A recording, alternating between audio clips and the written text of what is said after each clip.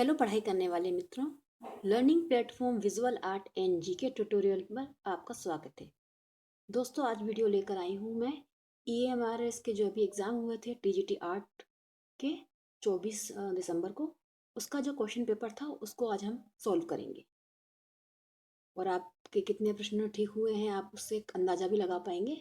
बाकी एक जो फाइनल आंसर की आएगी तब हम उसको एक बार फिर से देख लेंगे। तो आइए देखते हैं इसमें टीजीटी आर्ट पेपर में पूछे गए प्रश्नों को।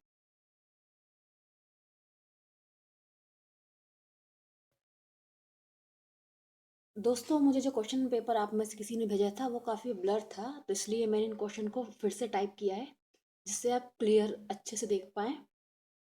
ये जो क्वेश्चन नंबर है 41 से स्टार्ट करेंगे हम, क्योंकि इसके 40 पहले के प्रश्न जो थे वो अलग अलग टॉपिक के थे। वो जो कला स्टार्ट है वो 41 से है। तो क्वेश्चन नंबर, और यहाँ पर हिंदी इंग्लिश दोनों में है, तो मैं हिंदी में पढ़ती जाऊँगी और जहाँ ज़रूरत होगी इंग्लिश में भी पढ़ दूँगी मैं। इससे आप दोनों मीडियम वाले जान पाएंगे। बायलिंगुअल रहा ये एग्ज़ाम क्वेश्चन पेपर। तो आइए देखते हैं क्वेश्चन नंबर 41। जहांगीर के शासनकाल के चित्रों की किनारियां सुनहरे रंग फूल पत्ती से सुसज्जित होते थे, तो उन्हें क्या कहा जाता था? किनारियां इट मीन्स बॉर्डर, तो बॉर्डर को कहा जाता था हाशिया। तो यहाँ पर है आंसर ऑप्शन 3, हाशिया कहा जाता था जहांगीर के काल की जो सुसज्जित बॉर्डर बनते थे उनको। क्वेश्चन नंबर 42 है चोल कालीन देवी उमा की मूर्ति वर्तमान में किस संग्रहालय में है?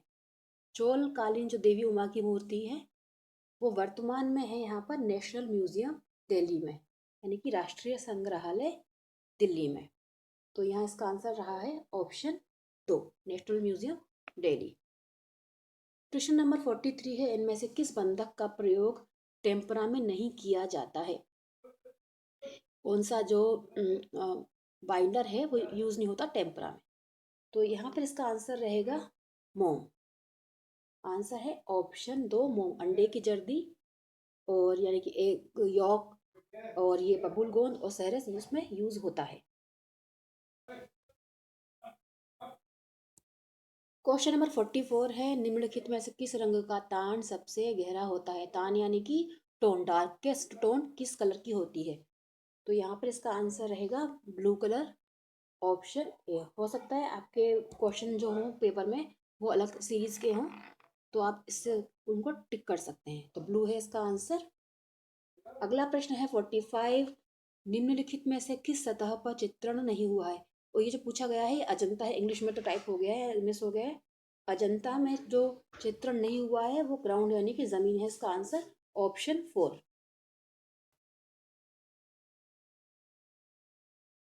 क्वेश्चन नंबर 46 है लक्ष्मी नारायण मंदिर खजुराहो की शैली है?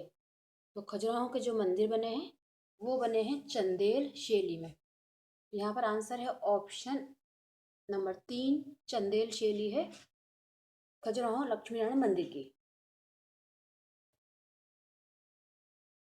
क्वेश्चन नंबर 47 है निम्नलिखित में से किस शैली में बुद्ध को मानवाकृतियों में दिखाया जाने लगा, यानी ह्यूमन फिगर रूप में उनको बनाया जाने लगा, और ये किया गया मथुरा शैली में। आंसर है यहाँ पर ऑप्शन नंबर 3, मथुरा शैली में भगवान बुद्ध को मानव रूप में बनाया जाने लगा था।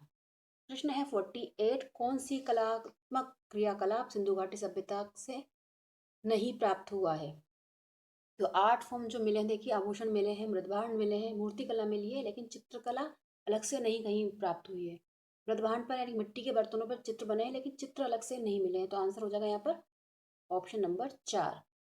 49 है हड़प्पा की सामाजिक व्यवस्था थी? तो हड़प्पा की जो जो सोशल सिस्टम था वो था समानाधिकारवादी। यहाँ पे आंसर हो जाएगा ऑप्शन 3, समानाधिकारवादी था वहाँ का सोशल सिस्टम हड़प्पा का। प्रश्न नंबर 50 है चोलकालीन नटराज की मूर्ति में शिव की भंगिमा है? तो आप सबने देखी होगी नटराज प्रतिमा चोलकालीन जो है, इसमें जो शिव बने हैं वो बने हैं अतिभंग।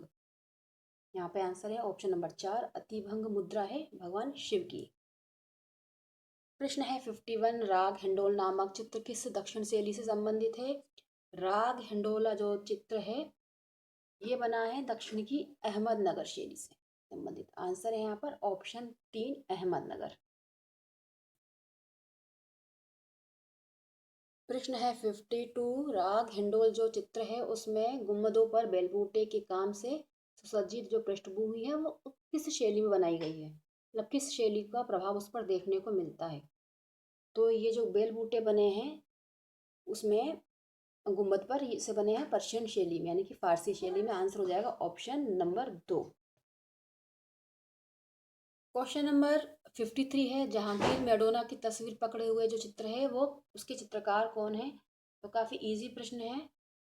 ये जहांगीर कालीन चित्र जो मोस्टली बने हैं वो अबुल हसन ने बनाए हैं। आंसर है नंबर 4, अबुल हसन ने ये चित्र बनाया है। थोड़ा फास्ट हम करेंगे जैसे जल्दी हो जाए। 54 है, किस नदी के तट पर हड़प्पा समृद्ध हुआ। तो हड़प्पा सभ्यता जो थी वो हुई थी रावी नदी के तट पर समृद्ध। आंसर है यहाँ पर ऑप्शन 4, रावी।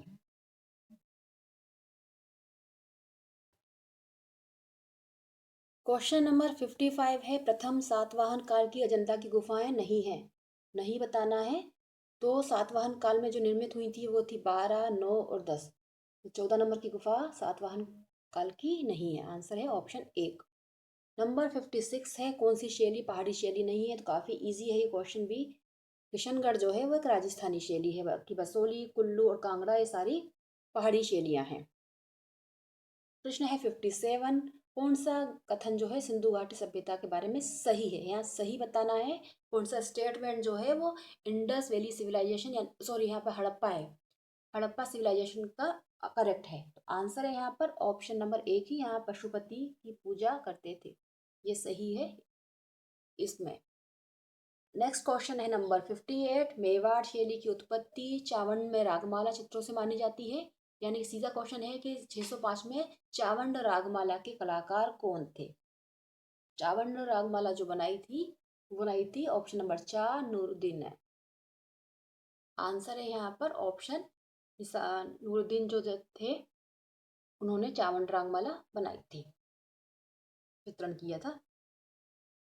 अगला प्रश्न है नंबर 59, सिंधु घाटी सभ्यता का कौन सा एकमात्र स्थल है जहाँ किलाबंदी नहीं पाई गई है या किलाबंदी नहीं हुई है। तो सिंधु घाटी सभ्यता का वो स्थल है ऑप्शन नंबर 2, चन्हूदड़ो। चन्हूदड़ो में किलेबंदी नहीं थी।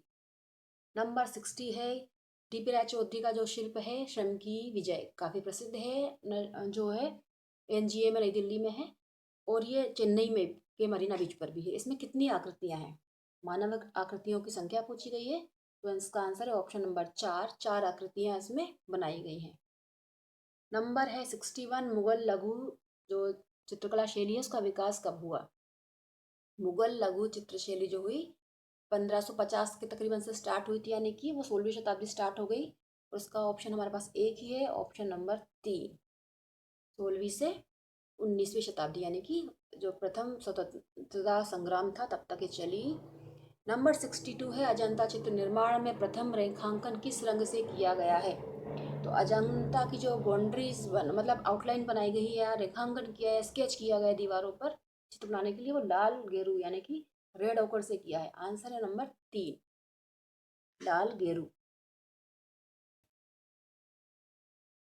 क्वेश्चन 63 है, वॉश चित्रण की प्रमुख तकनीक विशेषता है। तो काफ़ी इजी क्वेश्चन है ये। बंगाल शैली का जो वॉश शैली है, यानी कि चित्र को बार बार धोया जाता था, कलर वॉश किए जाते से इसका नाम वॉश हो गया। 64 है कि इनमें से पर्याप्त बंधक नहीं होता है, यानी कि सफिशियंट बाइंडर नहीं होता है, यानी कि वो कलर कच्चे होते हैं। तो ये हो जाएंगे ड्राई पेस्टल कलर, इनको हमें फिक्स करना पड़ता है। इसमें पर्याप्त बाइंडर यानी कि बंधक नहीं होता है। प्रश्न है 65, दृश्य कला के मूल रूप को आरंभ से सीखने के लिए सबसे पहले क्या सीखना चाहिए। तो स्टार्टिंग की जाती है जो वो की जाती है स्केचिंग से। अब स्केचिंग भी कोर्स कह सकता है या जो फॉर्मेशन है यानी कि रूप विन्यास वो भी हो सकता है, लेकिन यहाँ पर मेरे हिसाब से स्केचिंग इसका सुटेबल आंसर होना चाहिए। प्रश्न है नंबर 66, अजंता में जो पद्म पाणी बोधिसत्व है उसमें जो कबूतर बनाया है पृष्ठभूमि में उसका रंग क्या है। तो कबूतर काफ़ी मतलब चित्र नष्ट हो चुका है तो इतना डिटेल में समझ में नहीं आता है, लेकिन फिर भी इसका जो आंसर है वो सफ़ेद और नीला रंग हो जाएगा। आंसर है नंबर यहाँ पर ऑप्शन 3, सफ़ेद व नीला रंग से बना है ये कबूतर। प्रश्न 67 है, दृश्यकला अध्ययन में पर्सपेक्टिव यानी कि श्रय वृद्धि का कैसे, मतलब किस में यूज होती है, कहाँ से उसका ज्ञान प्राप्त होता है। यानी कि पास और दूर की चीजें, इसका मतलब ये हो गया पर्सपेक्टिव। तो ये जो चीजें हैं वो लैंडस्केप से संबंधित है। आंसर है यहाँ पर ऑप्शन 4, लैंडस्केप पेंटिंग। अगला प्रश्न है नंबर 68। अजंता, सॉरी अजंता नहीं, किस गुफा में त्रिमूर्ति है? त्रिमूर्ति काफी इजी क्वेश्चन है ये भी। तो एलिफेंटा होगा इसका आंसर, ऑप्शन 4। त्रिमूर्ति जो है वो एलिफेंटा केव में है। 69 क्वेश्चन है, 16वीं शताब्दी में कौन सा धर्म भक्ति आंदोलन के रूप में पश्चिम, उत्तर व मध्य भारत में लोकप्रिय हो गया था? हो चुका था लोकप्रिय और 16वीं शताब्दी में। तो ये है सिख। आंसर यहाँ पर ऑप्शन नंबर 2 होना चाहिए इसका आंसर, सिख। नंबर 70 है, Indian society of oriental art के संस्थापक यानी कि फाउंडर कौन थे? Indian society of oriental art. काफी इजी क्वेश्चन है ये भी। को स्थापित किया था ईवी हेवल जी ने, उसमें साथ में अवनींद्रनाथ टैगोर जी का भी नाम आता है। प्रश्न नंबर 71 है, गंगा अवतरण मूर्ति के दाएं भाग में किस विशालकाय जानवर को दिखाया गया है? तो जो मूर्ति शिल्प है डिसेंट ऑफ गंगा स्कल्पचर, इसमें किसको बनाया गया है? ये बना है हाथी। आंसर हो जाएगा ऑप्शन 3, एलिफेंट। अगला प्रश्न है नंबर 72, निम्नलिखित में से कौन सा कला का तत्व नहीं है? तो रूप, तान, पोत, अंतराल इस तरह से दिए हुए हैं, तो स्पष्ट दिख रहा है क्षय वृद्धि। इसका आंसर है ऑप्शन नंबर 3, यानी कि पर्सपेक्टिव उसका पार्ट नहीं है कला तत्व का। नंबर 73 है, लक्ष्मण गौड़ का चित्र है आदमी औरत पेड़, ये क्या है? तो आदमी औरत व पेड़ जो बना है, ये बना है एक छापा माध्यम में, यानी कि ग्राफिक आर्ट है, ये प्रिंट है आदमी औरत और पेड़, जिसे लक्ष्मण गौड़ जी ने बनाया है। क्वेश्चन नंबर 74 है, अजंता को पद्म पाणी बोधिसत्व चित्र किस काल का है? अजंता का जो चित्र है पद्म पाणी बोधिसत्व, ये बना है लगभग 7वीं शताब्दी। इसका आंसर होना चाहिए 7वीं शताब्दी। नंबर 75 है, राग मेघ होगा ना, यहाँ पर मेष गलत हो गया, टाइपिंग एरर है। पहाड़ी शैली से संबंधित है, तो राग मेघ जो है वो चित्र है कांगड़ा से संबंधित। आंसर है यहाँ पर ऑप्शन 3, कांगड़ा का है राग मेघ चित्र। 76 है, राजपूत लघु चित्र चित्रित किए गए थे, मतलब किस सरफेस पे या मीडियम पर बनाए गए हैं, किस पर बनाए गए हैं? तो ये जो बनाए गए हैं इसमें कंफ्यूजन का लोगों को ये हुआ है कि क्लॉथ है और हैंडमेड पेपर है। तो कपड़े पर तो पहले भी बनते थे, लेकिन फिर कागज का निर्माण शुरू हो गया, तो ये कागज की तह बनाकर मोटा उसका रूप, हाथ निर्मित जो कागज थे उस पर ये बनाए गए हैं। नंबर 77 है, चौगान खेलती राजकुमारियां लघु चित्र किस शैली से संबंधित है? तो चौगान प्लेयर एक जो चित्र है वो बना है राजस्थान की जोधपुर शैली का। आंसर है यहाँ पर ऑप्शन नंबर 4, जोधपुर शैली का चित्र है चौगान प्लेयर। नेक्स्ट क्वेश्चन है नंबर 78, मुगल लघु चित्रकला का जो कलात्मक शिखर यानी कि जो सबसे अच्छा पेंटिंग का टाइम पीरियड था वो कौन सा था? Golden time. तो ये था जहांगीर का। आंसर है यहाँ पर ऑप्शन नंबर 3, जहांगीर का टाइम था वो गोल्डन टाइम था मुगल कला में चित्रकला का। और स्थापत्य का अगर पूछा जाता आर्किटेक्चर का, तो वो हो जाता शाहजहां का। 79 है, प्रारंभिक मुगल लघु चित्रकला शैली पर देशीय विषय वस्तु और चित्रकला शैली के साथ प्रभाव था। तो जो प्रारंभिक जो मुगल शैली थी उस पर देखिए वो प्रभाव था, वो था पर्शियन का। पर्शियन की फारसी का प्रभाव था मुगल लघु चित्रकला शैली। नंबर 80 है, 80, चित्र निर्माण में जल से बार बार रंग धोने को क्या? अभी ये क्वेश्चन को फिर से रिपीट हो गया है क्योंकि पूछा गया था कि वॉश में क्या करते हैं। अब यहाँ पूछ लिया गया है कि बार बार किस में करते हैं, तो ये 2 बार हो गया है क्वेश्चन। तो ये जो है वो वॉश टेक्निक का तरीका है। नंबर 81 है, कौन सा मंदिर का भाग नहीं है? कलश, शिखर और जो गर्भगृह और हर्मिका। तो हर्मिका जो है वो स्तूप का भाग होता है। आंसर हो जाएगा ऑप्शन नंबर 4, हर्मिका जो है वो मंदिर का भाग नहीं है।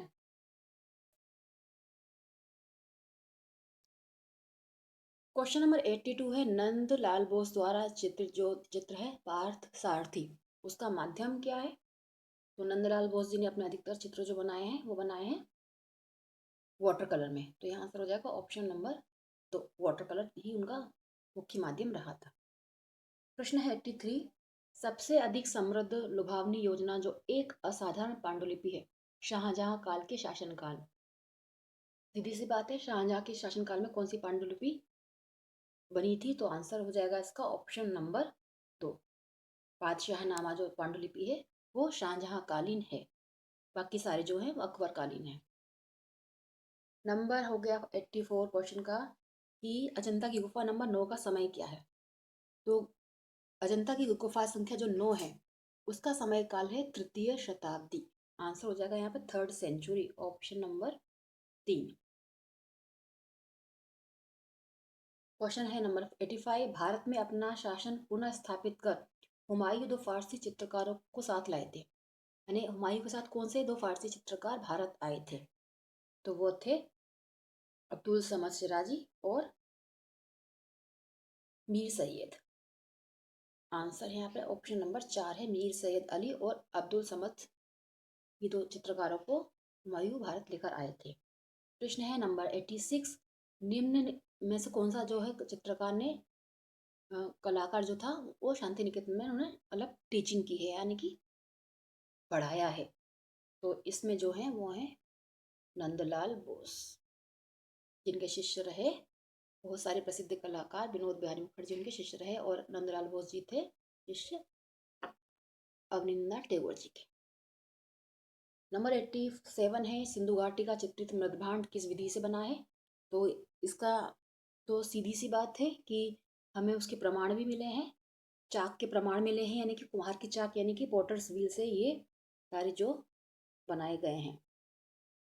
आंसर है नंबर 1, कुम्हार की चाक यानी पोटर्स व्हील से मृदभांड बने हैं। 88 है, किस रंग को फिक्स करने की जरूरत पड़ती है? फिक्स करने की जरूरत पड़ेगी जो रंग कच्चा होगा, यानी कि ड्राई पेस्टल इसका आंसर है, क्योंकि इसमें बाइंडर नहीं होता है। ऑप्शन 4, ड्राई पेस्टल कलर को हमें फिक्स करना पड़ता है क्योंकि ये पाउडर फॉर्म में होते हैं। नंबर 89 है, कांगड़ा क्षेत्र में लघु चित्रकला पल्लवित एक विशिष्ट शासक के संरक्षण में वह थे। यानी कि कांगड़ा कला किस शासक के टाइम में फली फूली? तो इसका आंसर हो जाएगा राजा संसार चंद्र, ऑप्शन नंबर 2, राजा संसार चंद्र के समय कांगड़ा कला फली फूली। नंबर है 90, स्थिर चित्रण अध्ययन में वस्तु का आभासी गोलाई लाया जाता है। आभासी गोलाई मतलब किस तरह से दिखाया जाता है? तो ये जो टेक्निक है वो कहलाती है light and shade. Light and shade करके हम चित्र में आभासी गोलाई यानी कि इस तरह का चित्र में हम दिखा सकते हैं गोलाई, लाइट एंड शेड से। नंबर 91 है, जातक कथाओं का चित्र संग्रह है। तो जातक कथाओं पर जो चित्रण है वो मिलता है हमें अजंता गुफाओं से, अजंता केव है इसका आंसर, ऑप्शन 3, जातक कथाएं क्योंकि भगवान बुद्ध से संबंधित है और वो बनी है अजंता केव में। 92 है, गोवर्धन पर्वत को उठाए हुए कृष्ण एक मुगल लघु चित्र है। इसका मतलब किसने बनाया है चित्र? सीधी बात मतलब कि कहाँ से लिया गया है? तो मेरे हिसाब से इसका आंसर होना चाहिए भागवत पुराण। देखते हैं इसका आंसर, विष्णु पुराण भागवत पुराण क्या करते हैं। मेरे हिसाब से इसका भागवत पुराण होना चाहिए, या हरिवंश पुराण भी हो सकता है, थोड़ा सा कन्फ्यूजन है इसमें मुझे। नंबर 93 है, सिंधु घाटी का कौन सा स्थल है जो वर्तमान में पाकिस्तान में है? काफ़ी इजी क्वेश्चन है। हड़प्पा जो है वो वर्तमान में पाकिस्तान में है। क्वेश्चन नंबर 94 है, कौन सी दक्षिण शैली नहीं है? नहीं है तो गोलकुंडा, बीजापुर, अहमदनगर है। मालवा जो है वो दक्षिण शैली नहीं है। आंसर हो जाएगा ऑप्शन नंबर 2, मालवा। दोस्तों हिंदी इंग्लिश लेने से भी फ़ायदा, क्योंकि मैं पढ़ के बताती जा रही हूँ तो इंग्लिश मीडियम वालों को भी इसमें थोड़ा सा सपोर्ट मिल जाएगा, और हिंदी वालों को तो पढ़ ही रही हूँ मैं। हड़प्पा में पाई गई पुरुष धड़ की मूर्ति जो राष्ट्रीय संग्रहालय नई दिल्ली के संरक्षण में मतलब ये पूछा गया, पुरुष धड़ जो है जो कि नेशनल गैलरी दिल्ली में है वो किस माध्यम में बना है? तो ये जो है पुरुष धड़ ये बना है रेड सैंडस्टोन का। आंसर हो जाएगा ऑप्शन नंबर 2, रेड सैंडस्टोन से बना है पुरुष धड़। क्वेश्चन नंबर 96 है, कौन सी शैली है जिसमें भारतीय व यूरोपीय शैली का मिश्रण है? भारतीय और यूरोपीय शैली का मिश्रण रहा कंपनी शैली में। आंसर हो जाएगा ऑप्शन 2 कंपनी शैली। क्वेश्चन नंबर 97 है चोलकालीन नटराज की मूर्ति का समय पूछा गया है। चोलकालीन नटराज की मूर्ति जो है वो है 12th सेंचुरी की। आंसर है यहाँ पर ऑप्शन नंबर 4, 12वीं शताब्दी की है चोलकालीन नटराज की मूर्ति। क्वेश्चन नंबर 98 है कि पीवी जानकीराम जी ने जो शिल्प बनाया है गणेश, उसमें गणेश जी हाथ में क्या लिए, कौन सा वाद्य यंत्र है? तो वाद्य यंत्र जो पकड़े हैं वो है वीणा। आंसर है ऑप्शन 3 वीणा पकड़े हुए हैं गणेश जी हाथ में। 99 है इनमें से रेखाओं की परिपक्वता यानी कि किस आर्ट फॉर्म में दिखती है। तो रेखाओं से बात ही हो गई, सीधी सी बात है, तो स्केचिंग है इसका आंसर ऑप्शन नंबर 3। क्वेश्चन 100 है अजंता की गुफाएं किस नदी के किनारे स्थित हैं? अजंता की गुफाओं को जो खोजा गया है उसके पास है वाघोरा नदी। आंसर है ऑप्शन 4 वाघोरा। 101 है कि कौन सी कंपनी शैली का केंद्र नहीं रहा या नहीं पूछा गया है, तो मैसूर चूंकि साउथ में हो गया तो इसका संबंध नहीं था। मुर्शिदाबाद, लखनऊ, पटना ये सब उससे संबंधित रहे हैं। 102 है कि पाल शैली की सर्वश्रेष्ठ जो पांडुलिपि है कौन सी थी? तो पाल शैली की सर्वश्रेष्ठ पांडुलिपि जो थी वो थी नंबर 2 अष्टसहस्त्रिका प्रज्ञा पारमिता। इसका आंसर हो जाएगा ऑप्शन 2। क्वेश्चन नंबर 103 है बंगाल की शैली की विशेषता बताना है। तो बंगाल शैली की जो विशेषता है वो हुआ है काम इसमें जल रंग से। बंगाल शैली की जो विशेषता थी वो जल रंग यानी वाटर कलर रहा है, क्योंकि वॉश टेक्निक में इसमें काम किया। क्वेश्चन नंबर 104 है यात्रा का अंत किस शैली का प्रभाव दिखता है? तो ये अवनींद्रनाथ टैगोर जी की पेंटिंग है यात्रा का अंत। इस पर है प्रभाव पहाड़ी और मुगल शैली का। आंसर है ऑप्शन नंबर 4। 105 है गोल गुम्बज कहाँ पर है? तो गोल गुम्बज है बीजापुर कर्नाटक में। आंसर है ऑप्शन नंबर 3 बीजापुर कर्नाटक में है गोल गुम्बज। 106 है माध्यमिक स्तर पर कला को किन विषयों के साथ एकीकृत कर सकते हैं? सेकेंडरी लेवल पर पूछा गया है कि आर्ट फॉर्म को किसके साथ मिला सकते हैं, इंटीग्रेट कर सकते हैं। तो यह हो जाएगा आंसर इसका 4। कला can be integrated with the all subject, सबके साथ मिला सकते हैं कला को। भाषण ऑप्शन 4 है इसका आंसर। नंबर 107 है कला एकीकृत सीखने में कला को कहा जाता है। जो कला को एकीकृत सीखने में कहा जाता है क्लासिकल आर्ट। इसका आंसर है ऑप्शन ए। दोस्तों बस आंसर बताते जा रही हूँ आपको जिससे थोड़ा टाइम बचे। कला एथिकल शिक्षा किसके विकास में मदद करती है? तो ये जो क्वेश्चन है ये थोड़ा सा हमारा जो चाइल्ड साइकोलॉजी है वहाँ से भी कनेक्ट होता है। तो इसमें जो है कॉग्निटिव जियोमोटर एंड अफेक्टिव डोमेन यानी कि संज्ञानात्मक, मनोप्रेरणा व भावनात्मक कार्य क्षेत्र से संबंध है कला का, सभी क्षेत्र से संबंधित है। आंसर हो जाएगा ऑप्शन 2। क्वेश्चन नंबर 109 है कला से जुड़ते समय शिक्षार्थी निम्नलिखित में से नहीं गुजरता। तो कला जब सीखता है तो रटता नहीं है, तो वो रटने वाली चीज़ नहीं, क्रिएटिविटी है जो अपने थिंक, इमेजिनेशन और एक्सपीरियंस से आती है। तो रटने का कोई काम नहीं, रोट लर्निंग नहीं है। आंसर है ऑप्शन 1। 110 है कि कला शिक्षा की नींव कैसे रखी जाती है, विशेषकर प्राथमिक यानी कि प्राइमरी लेवल पर। तो ये भी जो है पेडागोजी का क्वेश्चन है जो कि कला से रिलेट होता है। तो उसमें जो जब बच्चा स्टार्टिंग पेंसिल चलाता है तो उसके हाथ पाँव की जो पकड़ने की पेंसिल, तो ये हो जाएगा मोटर स्किल डेवलपमेंट से संबंधित। जो पेंसिल होल्ड करता है वो किसी भी तरह से लाइन बनाता है, तो पेंसिल पकड़ना मतलब कि मोटर स्किल डेवलपमेंट स्टार्टिंग उस पर है। नंबर 111 है कुतुब मीनार के निर्माण में बलुआ पत्थर के साथ किस सामग्री का इस्तेमाल है? तो यहाँ पर चित्र देकर पूछा गया है। ये चित्र दिया गया था उसमें और पूछा गया था क्या यूज़ किया गया है इसमें रेड सैंड स्टोन के साथ। तो जो शुरुआत में इसको बनवाया गया तो उसको रेड सैंडस्टोन से बनवाया था, लेकिन फिरोज शाह ने बाद में जब इसको काम करवाया था इसमें तो मार्बल भी यूज़ किया है। आंसर है मार्बल। ऑप्शन नंबर 112 है उस्ताद मंसूर द्वारा चित्रित तस्वीर जो है यानी कि पेंटिंग है पक्षी विश्राम पर बाज, इसे किस स्टाइल में बनाया गया है? तो ये है रियलिस्टिक मैनर।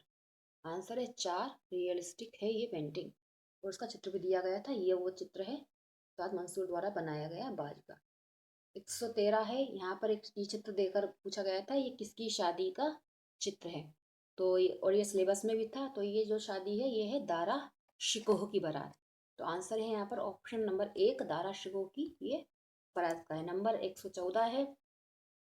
अजंता के फ्रेस्को में जो पद्म पाणी बनी है, पद्म पाणी बोधिसत्व गुफा नंबर 1, वो किस भंगिमा में उसको बनाया गया है। तो ये जो है वो है त्रिभंग। पद्म पाणी बोधिसत्व त्रिभंग मुद्रा में बने हैं। 115 ये जो है ये 3 टर्न है ये बने हैं। नेक्स्ट क्वेश्चन था इसको ये चित्र मतलब देकर पूछा गया था कि कौन से 4 जानवर हैं और 3 के नाम दिए हुए थे। बुल, हॉर्स और एलिफेंट था। और चौथा कौन सा है, तो चौथा जो है वो शेर है यानी कि लायन। आंसर हो जाएगा ऑप्शन नंबर 3 लायन। 116 है। सिंधु घाटी में पाई गई नर्तकी का चित्र भी दिया था। उसमें छोटी सी मूर्ति को बनाया और माध्यम पूछा गया। तो चित्र देने से उसका कोई कनेक्शन नहीं था क्योंकि माध्यम से पता नहीं चल पाता है, मतलब चित्र से पता नहीं चल पाएगा कि कौन माध्यम में। तो ब्रॉन्ज है इसका सीधा आंसर। कांसे में बनी है नर्तकी ये। अब ऐसे तो चित्र देख के जैसे पूछ रहे हैं जैसे मतलब टेराकोटा बोल दे कोई तो क्या चित्र से ही मालूम, उसका कोई कनेक्शन नहीं था देने का, कोई सेंस नहीं था। दक्षिणी लघु चित्र शैली है पोलो खेलते हुए चांद बीबी, ये किस शैली से है। तो ये जो चित्र है पोलो खेलते हुए चांद बीबी और ये दक्षिण शैली का चित्र है, काफी प्रसिद्ध चित्र है। इसमें भी ये चित्र दिया गया था। मैं आपको चित्र दिखा देती हूँ। चांद बीबी पोलो खेलते हुए ये वाला चित्र। अब इसको पूछा गया है ये किस दक्षिण की किस शैली का है। तो इसका आंसर है ऑप्शन नंबर 1 गोलकुंडा शैली का चित्र है ये।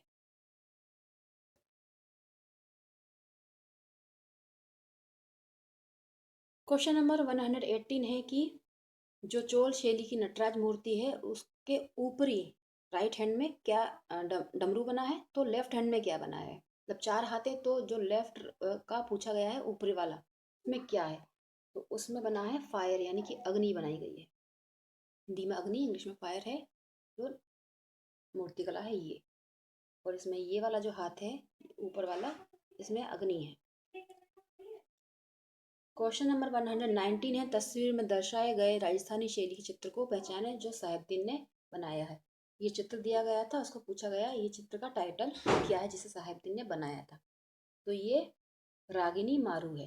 भोला मारू का रागिनी मारू है। आंसर है ऑप्शन नंबर 1 रागिनी मारू ये चित्र है। क्वेश्चन नंबर लास्ट है 120। ये चित्र दिया था ब्लैक एंड व्हाइट और इसमें पूछा गया था कि कितने संतान फैमिली में कितनी मानव आकृतियां हैं। काफी ब्लर चित्र था वो। मानव आकृतियां पूछी गई हैं तो इसमें 3 है, माता पिता और बच्चा। 3 आकृतियां बनाई थी राम किंकर वैद्य जी ने अपने मूर्ति शिल्प संथाल परिवार में। तो दोस्तों ये थे EMRS के TGT आर्ट के क्वेश्चंस। आपको अगर ये पसंद आया वीडियो लाइक शेयर करिएगा और चैनल को सब्सक्राइब नहीं किया है तो वो भी जरूर कर लें। गुड लक, जय हिंद।